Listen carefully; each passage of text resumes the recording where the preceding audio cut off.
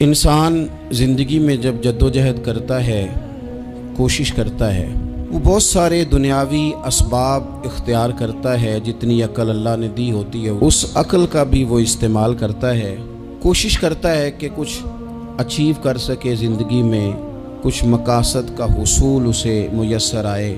عزیز بھائیوں، ایک بات اپنے ذہن میں اچھی طرح بٹھا لیں اور لکھ لیں کہ زندگی میں جو کسی بندے کو کامیابی حاصل ہوتی ہے وہ رب تعالیٰ کی مدد سے حاصل ہوتی ہے۔ اگر رب تعالیٰ مددگار ہو تو پھر کوئی چیز بھی رستے میں رکاوٹ نہیں بنتی، اور اگر مالک کریم کو منظور نہ ہو تو انسان بہترین سیاستدان ہو، اچھا ایڈمنسٹریٹر ہو، اس کا ذہن بڑی وسعت رکھتا ہو، بڑی اچھی پلاننگ کرنا جانتا ہو، سارا کچھ ہو، تو بندہ ناکام ہو جاتا ہے۔ مسلمانوں کو جتنی کامیابیاں ملیں ان کا پس منظر صرف اتنا تھا کہ اللہ تبارک و تعالیٰ نے اپنے بندوں کی مدد فرمائی، اور اب تعالیٰ نے قرآن مجید میں اس حقیقت کا بیان کیا، فرمایا بل اللہ مولاکم، فرمایا بلکہ اللہ تمہارا مولا ہے، وَهُوَ خَيْرُ النَّاصِرِينَ، اور وہ بہترین مددگار ہے۔ وہ جو رب تمہارا مولا ہے وہ بہترین مددگار ہے، اور اگر وہ مدد کرے تمہاری، سورہ آل عمران میں آگے جا کے ارشاد فرمایا اگر اللہ مدد کرے تو پھر تم پر کوئی غالب نہیں آ سکتا، اور اگر وہ تمہاری مدد چھوڑ دے تو پھر کوئی تمہاری مدد کر سکتا، کوئی مدد نہیں کر سکتا۔ بدر کی جنگ بھی اور فتح مکہ بھی رمضان المبارک میں ہوا ہے۔ میں دونوں پر غور کر رہا تھا تو ایک نیا مضمون میرے ذہن میں آنے لگا۔ بدر کی جو جنگ ہے اس میں بھی ایک عجیب انقلاب آیا ہے کہ 313 نے 1000 سے مقابلہ کیا، اور جن 1000 سے مقابلہ کیا وہ اسلحے سے لیس تھے، اور یہ جو 313 ہیں ان کے پاس 6 زرہیں، 8 تلواریں، چند گھوڑے، لیکن اللہ نے کامیابی دی تو خود رب نے بیان کیا کس طرح دی، فرمایا وَلَقَدْ نَصَرَكُمُ اللَّهُ بِبَدْرٍ وَأَنْتُمْ أَذِلَّةٌ۔ وہ کامیابی اس طرح ملی ہے کہ رب نے تمہاری مدد کی تھی، تم تو کمزور تھے، اللہ نے بدر میں تمہاری مدد کی، تم جیت گئے۔ وَلَقَدْ نَصَرَكُمُ اللَّهُ بِبَدْرٍ وَأَنْتُمْ أَذِلَّةٌ، اللہ نے بدر میں تمہاری مدد کی، تم تو کمزور تھے۔ پھر فتح مکہ نصیب ہوئی تو اس میں بھی بہترین منصوبہ بندی نبی پاک علیہ السلام نے فرمائی، بہترین حکمت عملی حضور نے اپنائی، لیکن ہمیں جو اللہ رسول نے بات سمجھائی وہ کیا ہے؟ اذا جاء نصر اللہ والفتح، فرمایا جب اللہ کی مدد آئی اور فتح نصیب ہو گئی۔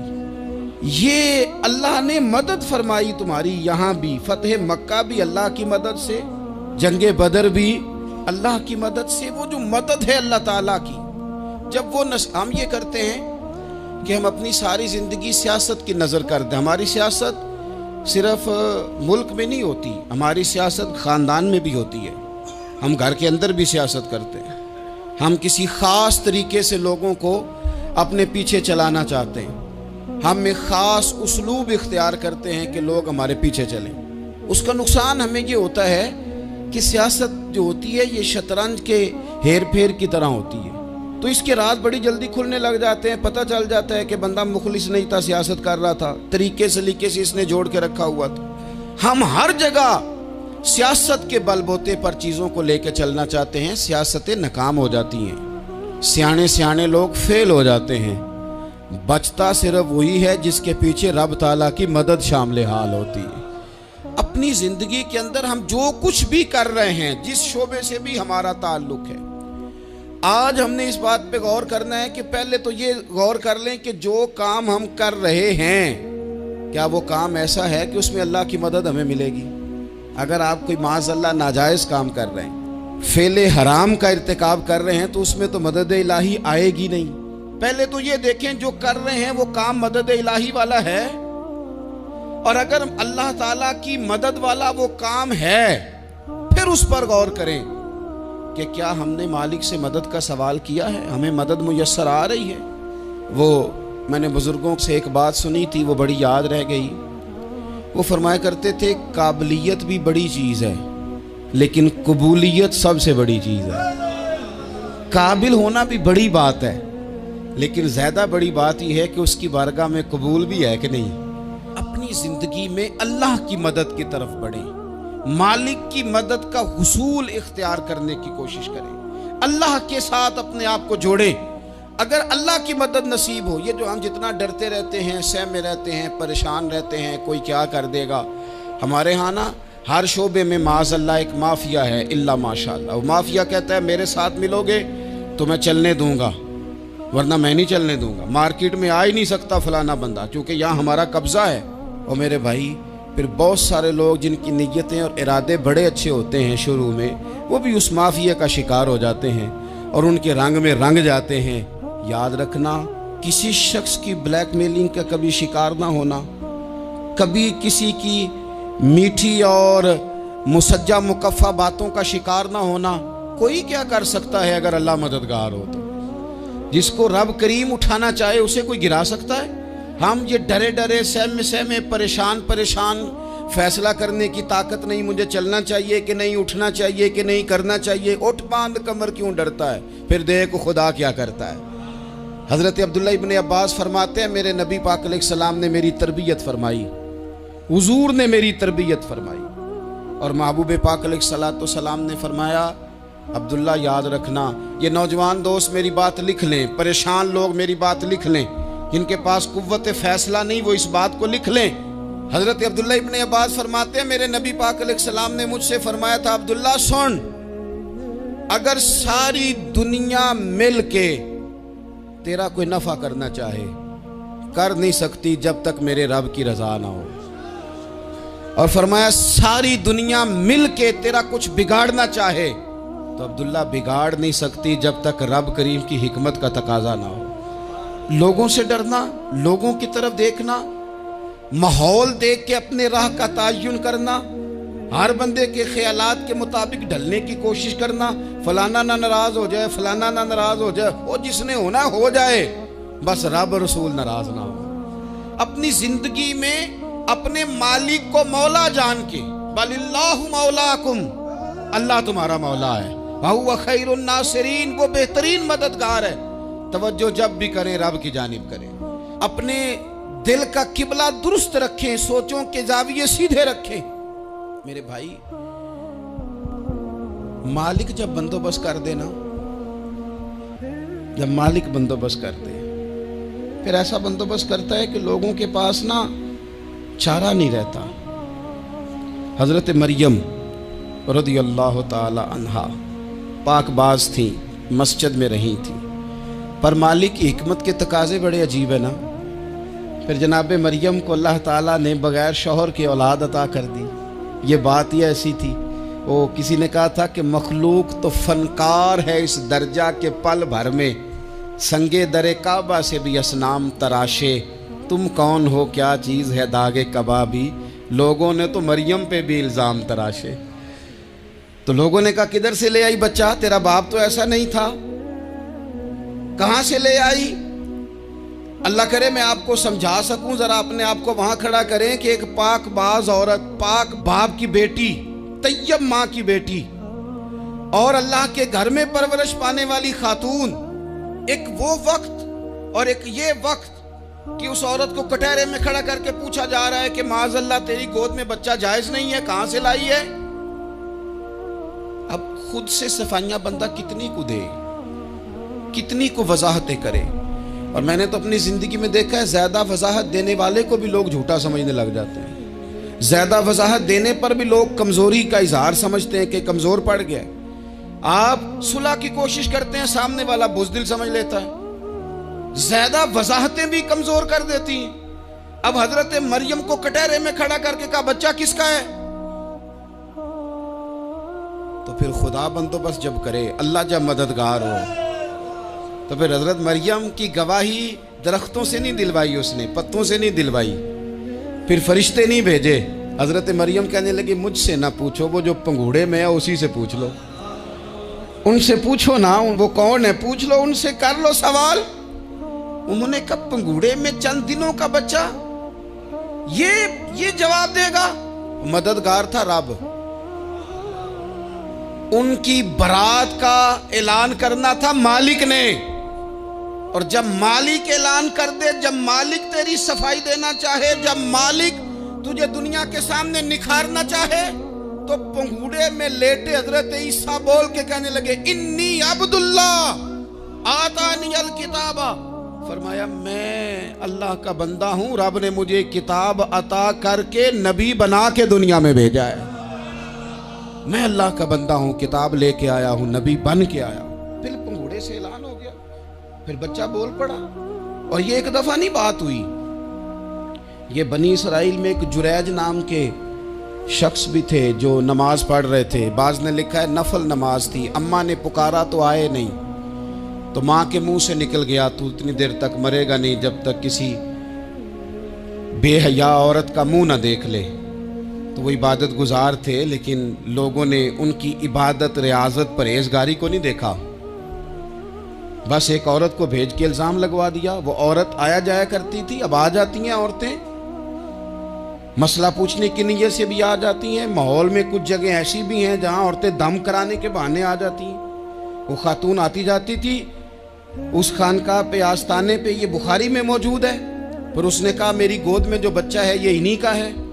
मुझे बताएं कैसे बंदा वजाहत दे। हालात खराब हो गए, लोग कुटिया जलाने लगे, माहौल और तरह का बन गया। मेरे नबी पाक अलैहिस्सलाम फरमाते हैं फिर उस रब के बंदे ने कहा मालिक तू करीम है, तेरी मशीयत का तकाजा आया जो मेरी माँ ने जुमले बोले थे, पर अब मैं वजाहत देने के काबिल नहीं रहा, अब तू ही करम करेगा तो दरवाज़ा खुलेगा। तो वो चंद दिनों का बच्चा पंघूड़े में बोल के कहने लगा मैं इस दरवेश का नहीं, मैं तो फलाने चरवाहे का बच्चा हूँ, वो जो बकरियां चराता है। रब की मदद को पुकारें, अपने साथ अपने मालिक की मदद को शामिल करें, थोड़े रिस्क पर भी गुजारा अच्छा होने लग जाएगा। सारे लोग आपको गिराने की तदबीरें कर रहे होंगे और मालिक आपको इज्जतें अता फरमा देगा, उसकी बारगाह से हिकमत का तकाजा और हो जाएगा। हमने सारी जिंदगी लोगों को राजी करने में गुजार दी, सारी जिंदगी बुढ़ापा आ गया बच्चों को पालते, और बच्चों ने आखिरी उम्र में कह दिया अब्बा अगर कोई ढब का काम कर लेते तो आज हमारे दिन भी फिर न जाते। सारी जिंदगी गुजार दी बहन भाइयों को राजी करने में, सारी जिंदगी गुजार दी जिम्मेदारियां उठाने में। उनको 99 दफा दिया, एक दफा नहीं दिया तो उन्होंने कह दिया तूने तो कभी दिया ही नहीं, तू था ही नहीं। सारी जिंदगी मोहल्लेदारों, इलाके वालों को राजी करने में गुजार दी।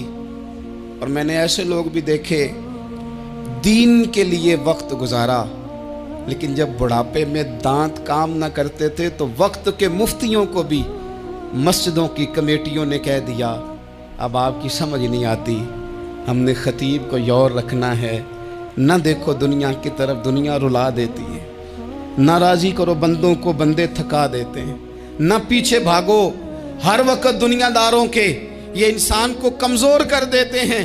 वो तो करीम ही बड़ा है, 2 आंसू ज़मीन पर बाद में गिरते हैं, बंदे के गुनाह सारे पहले माफ़ फरमा देता है। अल्लाह की मदद का हुसूल, अपने मालिक की मदद की तरफ बढ़ना, आपको बदर की जंग भी यही दरस देगी, आपको ओहद का मैदान भी यही सबक देगा, फतेह मक्का भी यही सबक देगा। मेरे दोस्तों, जब रब मदद फरमाए, जब अल्लाह मददगार बने। दोस्तों से एक बात अक्सर करता हूँ, मैं कहता हूँ कि जितने दर्द से आप अमीर को अपनी कहानी सुनाते हैं ना, और जिस तरह आपके आंसू बात करने से पहले गिर जाते हैं कि गरीब हैं, बच्चियां हैं, कारोबार नहीं, ओ मेरे संगियों, इससे आधे आंसू अपने रब की बारगाह में बखेरो, उसके हुजूर अर्ज गुजार हो जाओ, उससे तलब करो। एक वक्त इंसान पर जिंदगी में ऐसा आता है कि उसे यूं महसूस होता है कि मेरा साया भी जरा सा पीछे हट गया है, उसे यूं लगता है कि मैं किसी सहारे पे हाथ डालता हूं तो वो भाग जाता है मुझसे। लेकिन मालिक की बारगाह ऐसी अजीम बारगाह है, रब रसूल के आस्ताने इतने बड़े हैं कि आप जब वहां कशकोले तलब दराज करते हैं तो झोली फैलाने में देर लगती है, उनको भरने में तो कोई देर नहीं लगती। हमने अपना सोच का किबला ही दुनिया को बना लिया है। ये जो अल्लाह वालों की मदद है ये तो है नहीं, अल्लाह ही की मदद है, लेकिन ये जो सेठों की तरफ तवज्जो करना, नवाबों की तरफ तवज्जो करना, दुनियादारों की तरफ तवज्जो करना और अपना मिजाज इस तरह का बना लेना, यारो गर्दन को झुका देता है खैरात का पत्थर, जहां में मांगने वालों के सर कभी ऊंचे नहीं होते। اور اقبال کہتے ہیں غیرت ہے بڑی چیز جہان تگ و دو میں، پہناتی ہے یہ فقر کو تاج سردارا۔ میں عرض کروں گا کہ اپنی آپ جب توجہ کا قبلہ اللہ رسول کو بنائیں گے تو رب فرماتے ہیں وَيَرْزُقْهُ مِنْ حَيْثُ لَا يَحْتَسِبُ، میں نہ تجھے وہاں سے رزق دوں گا جہاں سے کبھی تیرا گمان بھی نہیں گیا ہوگا، یہاں سے بھی مل سکتا ہے، تو نے سوچا بھی نہیں ہوگا۔ بخاری شریف میں حدیث ہے، حضرت جابر ابن عبداللہ فرماتے ہیں نبی پاک صلی اللہ علیہ وسلم نے 300 لوگوں کا ایک لشکر روانہ کیا کسی مہم کے لیے، کسی جہاد کے لیے۔ حضرت ابو عبیدہ بن جراح رضی اللہ تعالیٰ عنہ امیر لشکر تھے۔ فرماتے ہیں غربت اتنی زیادہ تھی، بھوک اتنی زیادہ تھی کہ ایک ایک کھجور دن میں ایک وقت کھانے کو ملتی تھی، اور کچھ دن ایسے آئے کہ اب کھجور بھی نہیں مل رہی۔ فرماتے ہیں اتنی زیادہ بھوک لگی مجاہدین کو 300 بندہ پتے کھا کے گزارا ہونے لگ گیا۔ یہ بخاری میں موجود ہے۔ آپ فرماتے ہیں کہ دریا کے کنارے ہمارا پڑاؤ تھا، ٹھہراؤ تھا، جب بھوک سے نڈھال ہو گئے نا وَيَرْزُقْهُ مِنْ حَيْثُ لَا يَحْتَسِبُ، اللہ وہاں سے روزی دیتا ہے، گمان بھی نہیں ہوتا۔ فرماتے ہیں ایک مچھلی اللہ تعالیٰ نے دریا کے کنارے بھیجی، فرماتے ہیں وہ تھی تو مچھلی پر پہاڑ جتنی تھی۔ بخاری میں لفظ ہیں، حضرت جابر ابن عبداللہ رضی اللہ تعالیٰ عنہ فرماتے ہیں 300 آدمی 18 دن تک اس مچھلی کو کھاتے رہے، مچھلی ختم ہی نہیں ہوئی۔ مچھلیاں نہیں، مچھلی کہتے ہیں 18 دن 300 بندہ کھاتا رہا، مچھلی ختم ہی نہیں ہوئی۔ اور فرماتے ہیں کہ اس کی ہڈی نکال کے، کانٹا کہیں گے آپ اپنی زبان میں، کہتے ہیں وہ نکال کے نا تو اس کو کھڑا کیا نا جب، تو اونٹ کجاوے سمیت اس کے بیچ سے گزر جاتا تھا، 2 اس کے کانٹے جوڑے۔ فرماتے ہیں وہ اس کا گوشت ہم کھاتے تھے اور اس کی چربی بطور تیل کے ہم جسموں پہ ملتے تھے، بیماروں کو اس سے سکون آتا تھا، تندرستی شفا ہوتی تھی۔ فرماتے ہیں ہم کھایا بھی ہم نے، اور کچھ لے کے ہم مدینے بھی گئے، اور قربان جائیں نبی پاک نے بھی اس میں سے کھایا۔ ہم نے عرض کی حضور یہ معمہ کیا ہے، یہ ماجرا کیا ہے؟ تو محبوب نے فرمایا تمہارے پاس غذا نہیں تھی، رب نے تمہارے لیے بندوبست کیا ہے، اللہ نے تمہیں دیا ہے۔ مکان شروع کر لیا ایک صاحب نے، وہ مکان بنانے لگے، آپ وہ حساب لگا رہے ہیں، کہتے ہیں میرے پاس اتنے پیسے ہیں، اتنے میں نے فلانے دوست سے کہنا ہے اس نے دے دینے، اتنے فلانے رشتہ دار سے کہنا ہے اس نے دے دینے، اتنے فلانے سے کہنا ہے اس نے دے دینے۔ یہ ساری کاپی بنا کے مکان شروع کر لیا۔ جو روز کہتا تھا نا کوئی حکم ہو جاتے 10 سب سے پہلے اس کو کہا میاں پیسے چاہیے دن، وہ کہندا ہو کل ہی منڈا ٹوریا ہے، کہتے تو پرسوں 10 داتے لب جانے سن۔ میں آپ کو اپنے تجربے کی بات بتا رہا ہوں۔ جن لوگوں کا خیال ہوتا ہے نا کہ آپ سٹارٹ کریں فلانا کام، ہم آپ کے ساتھ ہیں، اللہ کا ہی کوئی نظام ہے، وہ بالکل بھی نہیں ساتھ ہوتے۔ لیکن ایسا نہیں ہے کہ کوئی ساتھ نہیں ہوتا، اللہ تعالیٰ بڑے اسباب پیدا کرتا ہے، وہاں سے دیتا ہے جہاں سے گمان بھی۔ ہمارا یہ ذہن بن جاتا ہے ہم ساری اپنے حساب سے چلتے ہیں، اتنے رشتہ داروں سے، اتنے، کون آپ کے ساتھ چلے گا؟ سوال ہی نہیں پیدا ہوتا۔ یہ سارے کام چھوڑ کے سب سے پہلے 2 رکعتیں پڑھو، اپنے رب کی بارگاہ میں، رسول کائنات کی بارگاہ میں گزارشات اور استغاثے پیش کرو، وہاں سے خیر طلب کرو۔ دنیا دار کیا دیں گے، کیا دے سکتے ہیں، کیا حیثیت ہوتی ہے کسی؟ اللہ کہتا ہے وہاں سے دوں گا۔ تو جو اللہ مال دے وہ لینا چاہیے کہ رشتہ داروں کا مال دیکھنا چاہیے؟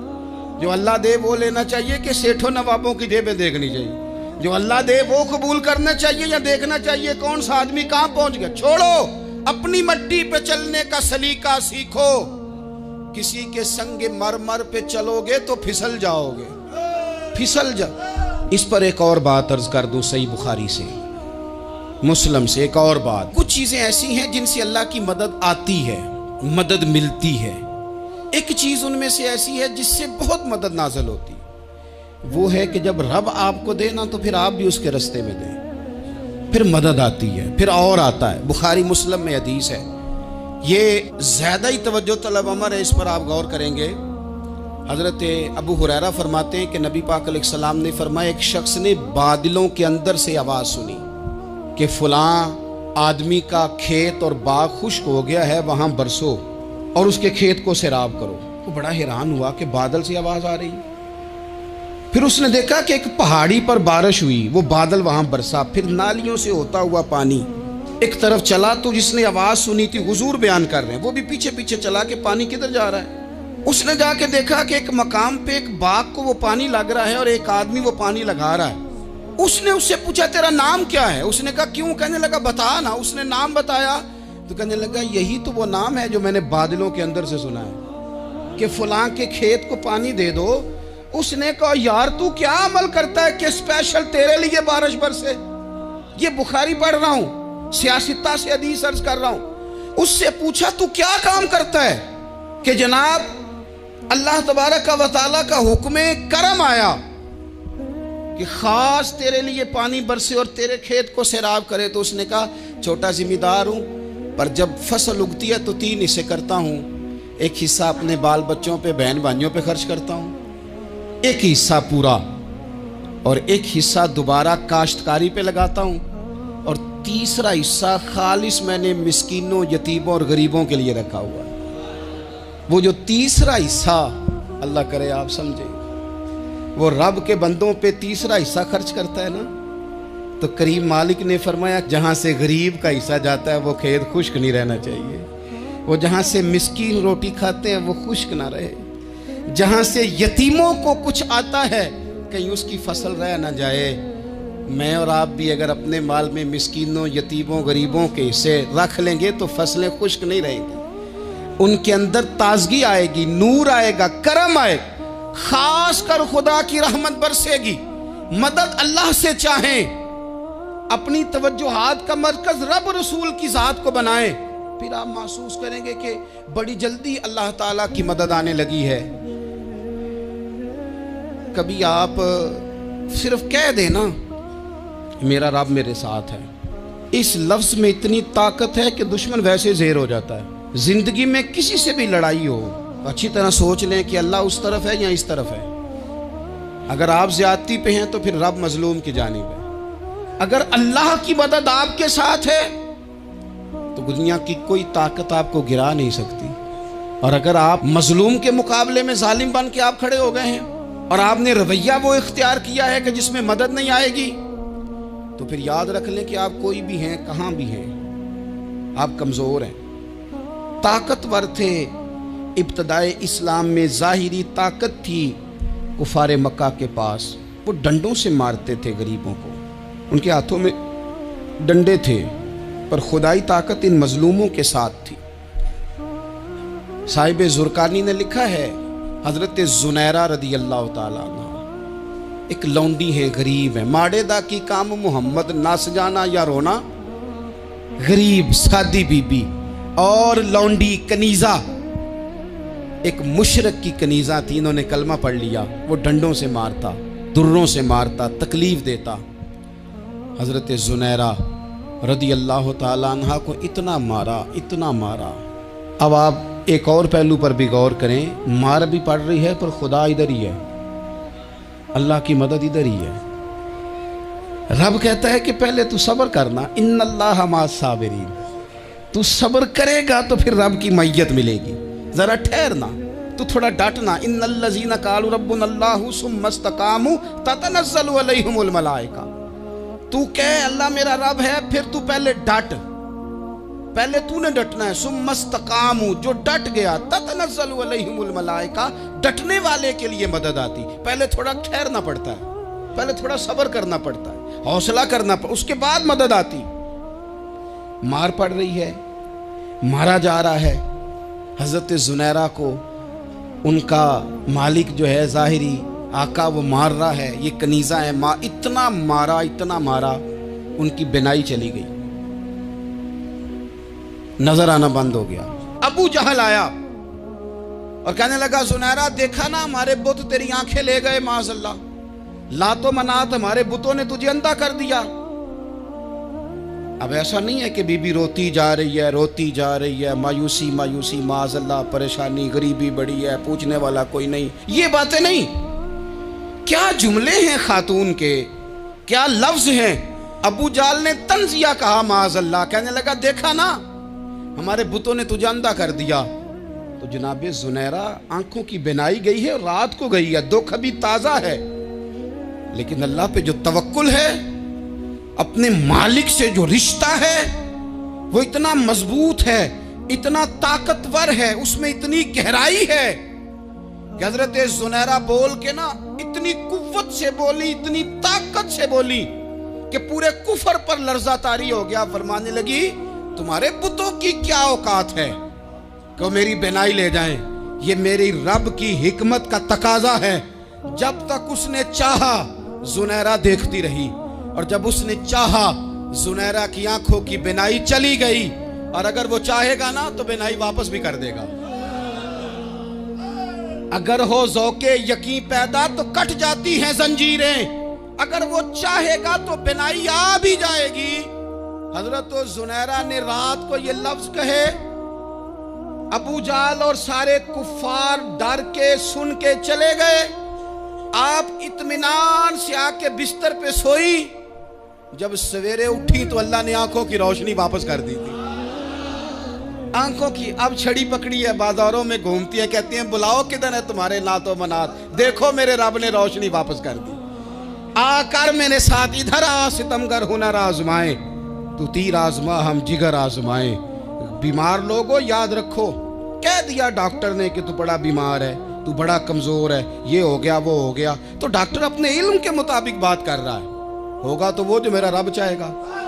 کمزور ہو جانا، پریشان ہو جانا، تکلیف میں آ جانا، پتہ نہیں بات ہو گئی ہے تو جانے کیا ہو جائے گا۔ اپنی زندگی کے اندر اپنے رب سے رشتہ مضبوط کریں، رسول کائنات سے رشتہ مضبوط کریں، اللہ والوں سے رشتہ مضبوط کریں۔ حضرت زنیرہ نے پیغام دیا کہ زندگی میں جو جینا چاہتے ہیں تو وہ رب کا نام لے کے جی سکتے ہیں، جو اپنی زندگی میں خوشیاں دیکھنا چاہتے ہیں تو رسول اللہ کے نام پر خوشیاں دیکھی جا سکتی ہیں۔ توکل کی بنیاد پر بندہ خوشیاں لے سکتا ہے، اور اگر انسان میں توکل نہیں ہے تو پھر وہ اس کالے جادو سے بھی ڈر رہا ہے، وہ نیلے سے بھی ڈر رہا ہے، وہ پیلے سے بھی ڈر رہا ہے، وہ فلانے سے بھی ڈر رہا ہے، وہ میرے خلاف فلانا رشتہ دار سازش کر رہا ہے تو ڈر رہا ہے، فلانا میرے بارے میں یہ کر رہا ہے تو ڈر رہا ہے، وہ پتہ نہیں دنیا ادھر ہو جائے گی تو کیا ہو جائے گا، اٹھ باندھ کمر کیوں ڈرتا ہے، پھر دیکھ خدا کیا کرتا ہے۔ تو اس ساری گفتگو کا نچوڑ آپ کو یہ عرض کیا ہے، سب سے پہلے تو یہ کہ میدانوں میں مدد بھی اللہ کی، رزق میں مدد بھی اللہ کی، فصلیں خشک ہوں تو مدد پھر بھی اللہ کرے، تو پھر ساری مدد، اور اگر انسان بیمار ہو تو پھر بھی مدد اللہ کی۔ تو اپنے اللہ کی جانب توجہ کو بڑھائیں، آپ اللہ سے مدد کے سوالی بنیں۔ ترمذی کی ایک حدیث ہے، میں آپ کو زندگی کا تجربہ بتاتا ہوں کہ جب میں بڑا پریشان ہوتا ہوں تو یہ والی روایت کھول لیتا ہوں، مزہ دیتی ہے۔ میرے نبی پاک علیہ السلام نے فرمایا اپنے دکھ سیٹھوں نوابوں کو نہ کہنا، مالداروں کا نہ کہنا، ورنہ اللہ تمہیں کبھی غنی نہیں کرے گا۔ فرمایا اپنے دکھ اپنے رب کی بارگاہ میں عرض کرنا، جلدی کرے یا دیر سے کرے اللہ تمہیں لوگوں سے بے نیاز کر دے گا، اللہ تمہیں غنی کر دے گا۔ رات کو بیٹھو نا اس کی بارگاہ، اسے دکھڑے سناؤ، چھوٹی چھوٹی باتیں۔ حضور نے فرمایا نمک بھی مانگو تو رب سے مانگو، چھوٹی چھوٹی بات سے شروع کرو نا۔ جب بندہ شروع کرتا ہے نا چھوٹی چھوٹی چیزیں تو بڑی ساری چیزیں یہ اس طرح ہوتا ہے جیسے بندہ رب سے گفتگو کر رہا ہے، مالک مجھے یہ چاہیے، مالک میں یہاں کمزور ہوں، اللہ میں یہاں پریشان ہوں۔ آپ یہ کر کے تو دیکھیں، لمبی لمبی دعائیں مانگ کے تو دیکھیں، اس کے حضور جوڑ کے تو دیکھیں، آپ دیکھیں گے راحت کتنی ہے، سکون کتنا ہے۔